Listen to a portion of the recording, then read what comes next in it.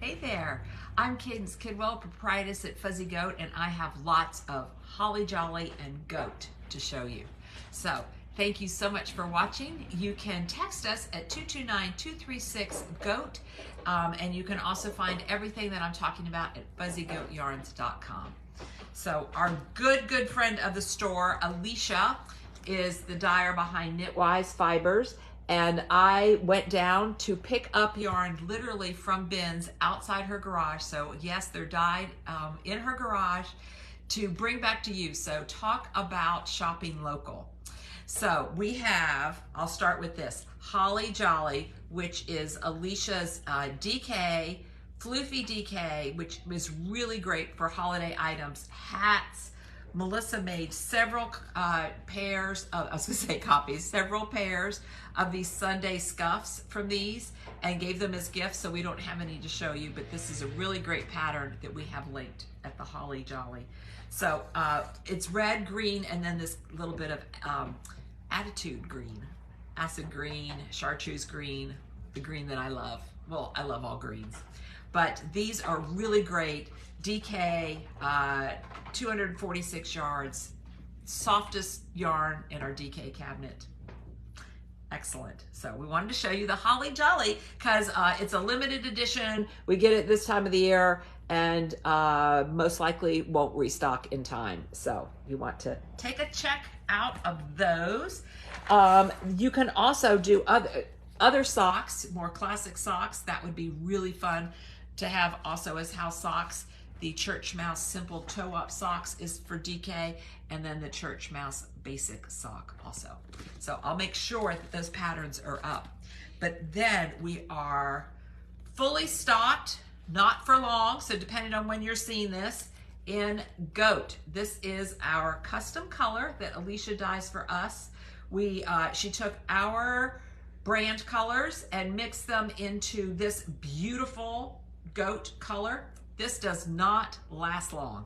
We have it in billowy bulky, which is 109 yards. It's like the squishiest. I've never seen a bulky base like this, and then it's really soft and has this fun twist in there.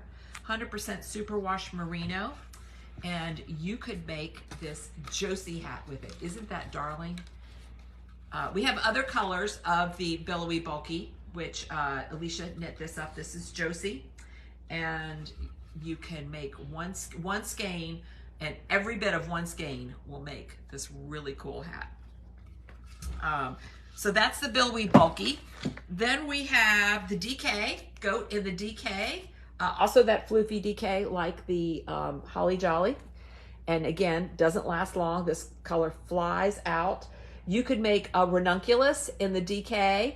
But I also found we have this hat that we made from Alicia's original batch here, the Caitlin Hunter's Kobuck hat with these sweet little baubles and the pattern in it. So if you wondered whether this pattern would show up in the speckled yarn, yes, it does. So yeah, there you go. So we got this pattern over there too in the link for the floofy DK. And then oh, let's see, I did have something else I wanted to show you with that. So I was playing with our pom-poms. So if you have this yarn, the goat, and you wanted to put pom-poms with it, I would probably use this one here. This one is evergreen. I think that's really fun because it plays up the green.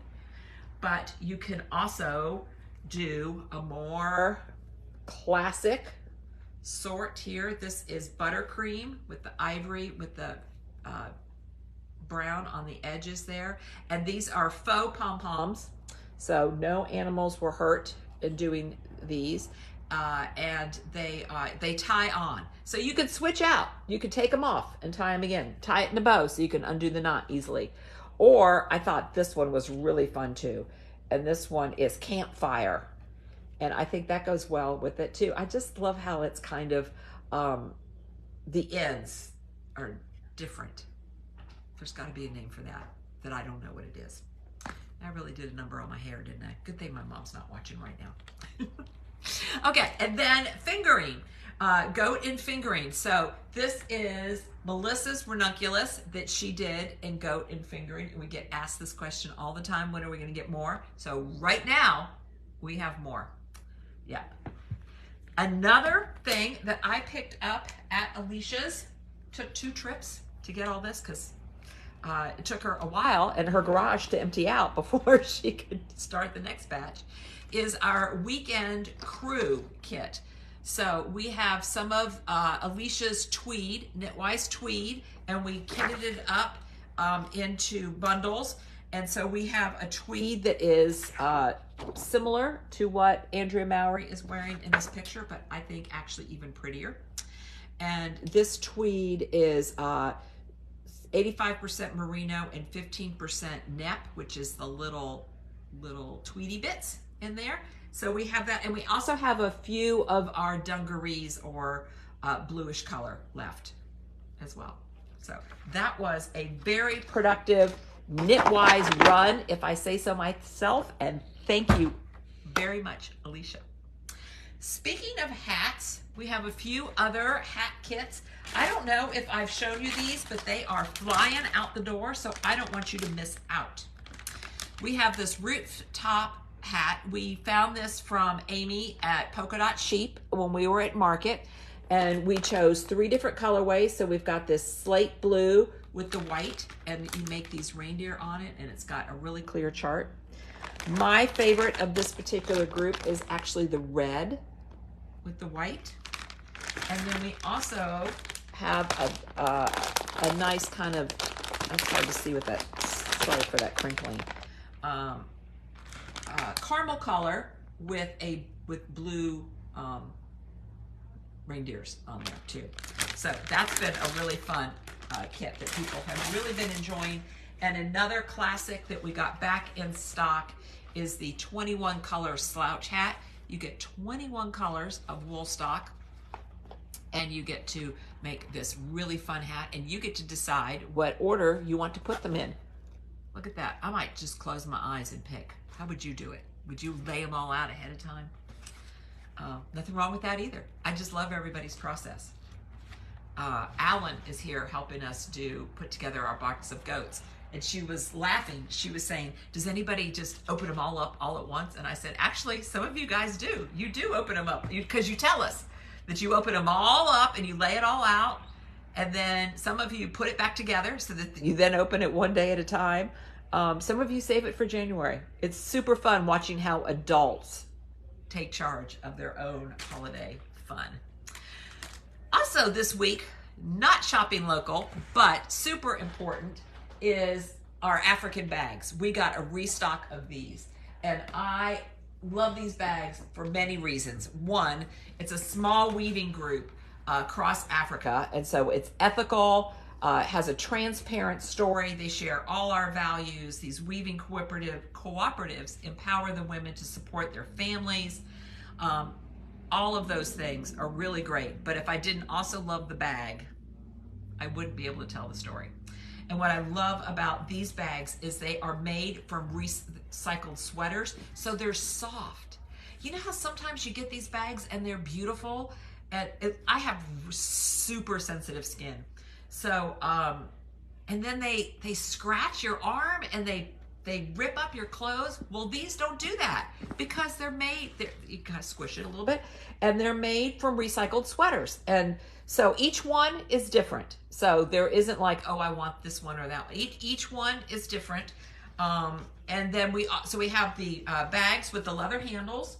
And then we also have the baskets, which are a little taller. You can see that this is big, which is a little taller, but no handles. And I use that at home to kind of corral my project bags, right? You got to have bags, then bags for the bags and all of that.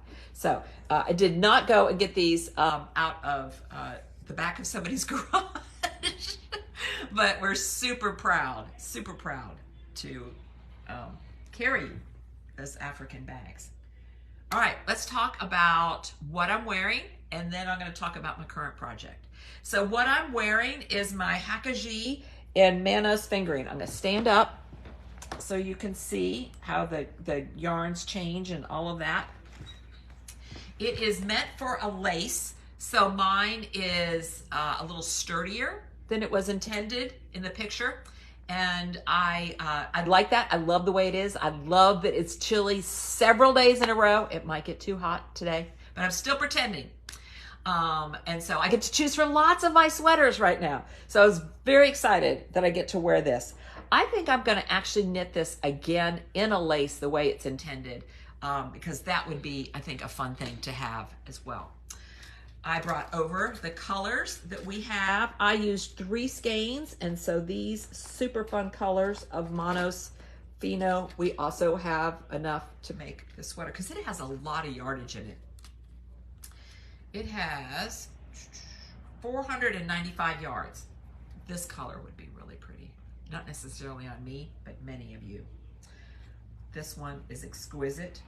I think this blue with all that variation in there would be really fun. Tina was in this week kind of taking what I call interviewing the colors, seeing which one she liked, which one she wanted to do. And that's like, oh yeah, I'm gonna wear that on Saturday. Because what I love about this pattern is it's enough to keep you interested. It's got this cable every so often, and there's a cable, so you don't just have to wait to this row to do something interesting because it alternates. You see what I'm saying? So like you come down this row. So stitch markers are key, as well as, I believe this was either a chart. I think it was a chart. So highlighter tape or at least a row counter so that you can keep track so that you don't have your cables too short in different places. That doesn't look so good. Okay, speaking of cables, I am rocking and rolling on my Terranova. And boy, do I have something to tell you about this.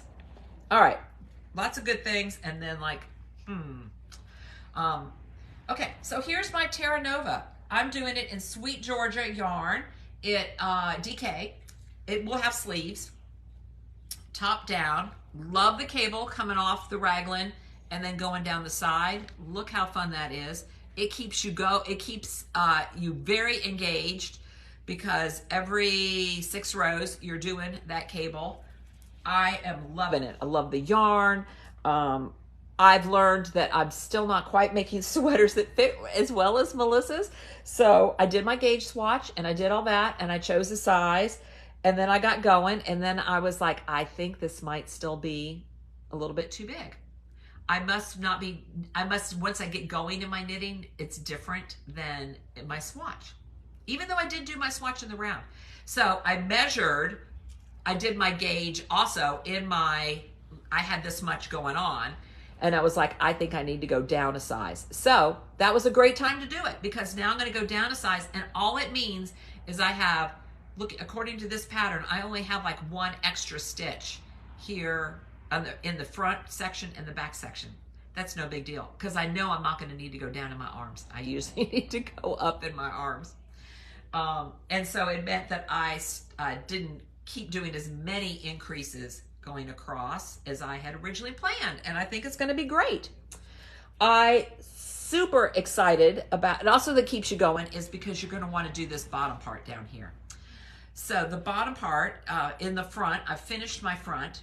I finished that last night, and then I started my back. So look, made a lot of progress, and it's really fun. You cast on and then you knit, and when you come across, you pick up 2 of the stitches from the bottom. And that's how you get that cable that runs across the bottom like that. So it's really fun. And there's short rows because this isn't very long. And what I also like is the back. Let me show you the picture. The back hem is slightly longer than the front. So I love everything about that. Now here's my, not sure what I'm gonna do. Okay. You guys love it when I make mistakes, and I love telling you about it. And you love it not in a mean way, because you know, oh my gosh, it's okay to make mistakes, or like everybody does it, or there's nothing wrong with you because you're making a mistake. All right, in the pattern was clear as day. When you do the cable row, when you come across and do the cable row, instead of picking up just knitting 1 stitch from the body, you knit 2 stitches. Well, I did that a couple times, and then I just kept going. I got in a rhythm. I was watching something riveting, and because every other row you just pick up one. And that's what I did the whole way through. After those first few things, I just did it. And I saw that there, and I was like, huh, I wonder why. Oh, well, I did it just one instead of two. Yes, I am going to make, Connie, I am going to make long sleeves on this. Probably more like bracelet length. So I thought, it's probably not going to matter. Then I started on the back. Where's my back? Then I started on my back, and I did it exactly like the pattern told me to, where I knit, pick up 2 stitches from the edge, and I was like, oh, the reason they do that is it distributes this. Well, for one thing, I wouldn't have needed to have knit near as much, because I don't have to use up all of these stitches across the front or the back, because every 6th row I'm grabbing 2 instead of 1. So that would go faster. And I think this may ripple a little bit across the bottom. I mean, I'm not going to go all out and say ruffle. So I thought, when I saw that last night, I thought, I'm going to tell you guys about that this morning, and I'm just going to rip it out on Facebook Live. So I got it all ready to do and easy to rip out. I may still do that, but I've actually now, as Melissa would say, pumped the brakes. Oh, yes, thank you, Debbie. This is Terranova. Sorry, I will have the link up to this. Pumped the brakes on that plan, and I'm actually going to finish the back, and then I'm going to take a look and see if the back lays differently than the front after I've blocked it and everything else, and then decide it, because this can just live like, I mean, I can even wear it for a while and see if I like it and then undo it. It didn't take that long. There is a bit, I'm not going to say it's nothing to just rip it out. This is probably just 3 nights worth, right? And it's beautiful yarn. I loved working with it and all of that. I love that cable. And then there's also going to be a cable around the bottom, and then there's also a cable around the neck. I should show you the finished one instead of waving around my unfinished one. Here you go. See, isn't that sweet? I'm really excited about it. So I'm curious to know what you would do. Now that you've recognized that you made that mistake, would you immediately rip it out and plan to go again? Or would you wait and see if there really is a difference between that and the way it lays? I'm kind of on the fence. Last night I was all about ripping it out and showing you as I rip it out.